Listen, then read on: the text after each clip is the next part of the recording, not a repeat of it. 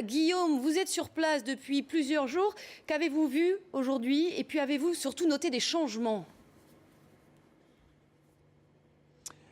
Écoutez, on s'est réveillé ce matin à Nice dans une ville en quasi état de siège, je le disais tout à l'heure, avec des hommes en armes, en treillis, qui patrouillaient autour de ce Parlement. 2 mitrailleuses ont même été installées à l'entrée de ce bâtiment pour défendre les lieux. Les barricades, elles ont été enlevées et ces hommes en armes, toujours non identifiés, sont de toute façon des militaires très professionnels dans leur attitude. Ils appartiennent à une armée régulière et sans aucun doute maintenant, ça ne fait plus de doute, à l'armée russe qui ne dit toujours pas son nom ici en Crimée. Ce soir, ces hommes à qui visiblement on a demandé de retourner dans leur QG ne sont plus visibles en ville. Le deuxième point, c'est qu'il n'y a plus véritablement de présence militaire, en tout cas autour des lieux stratégiques et des lieux de pouvoir ici à Simferopol.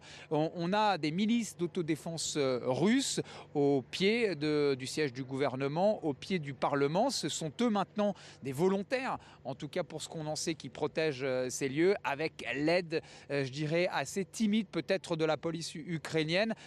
Plus tôt dans la journée, le nouvel homme fort ici, le Premier ministre de Crimée, avait demandé l'aide du Kremlin. Moscou l'a accepté. On sait maintenant que le Parlement russe a voté l'envoi prochain de troupes et ça a été accueilli ici avec un franc enthousiasme, je le dirais, par une population de toute façon majoritairement acquise à la Fédération russe, totalement russophone, totalement russophile. Beaucoup de gens ici, il faut le savoir, détiennent un passeport russe et cette population, elle représente 60% ici de l'intégralité de la population en Crimée qui attendent maintenant, bras ouverts si je puis le dire, l'arrivée des troupes russes.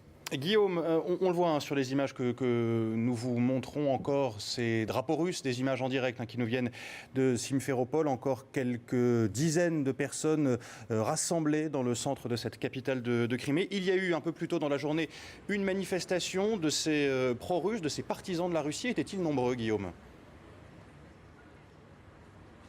Oui, ils étaient assez nombreux. Ils se réunissent en divers points ici dans cette capitale et ils se réunissent systématiquement sur les points stratégiques et les principaux lieux de pouvoir. Je le disais, le siège du gouvernement, le siège du Parlement. C'est là qu'ils viennent manifester leur enthousiasme avec leur drapeau russe. Et ce qui est très important et symbolique, c'est que maintenant ces drapeaux de la Fédération russe, ce qui est véritablement très fort comme acte, flotte sur les toits de ces bâtiments alors qu'on est dans une province qui, jusqu'à preuve du contraire, reste ukrainienne. Mais on assiste depuis plusieurs jours et aujourd'hui plus encore à un lent détachement de cette province de Crimée, de son port d'attache, le reste du pays, l'Ukraine, et peut-être à ce qui ressemble de plus en plus à une partition du pays qui ne dit pas son nom, totalement parrainée par les troupes russes et par Vladimir Poutine.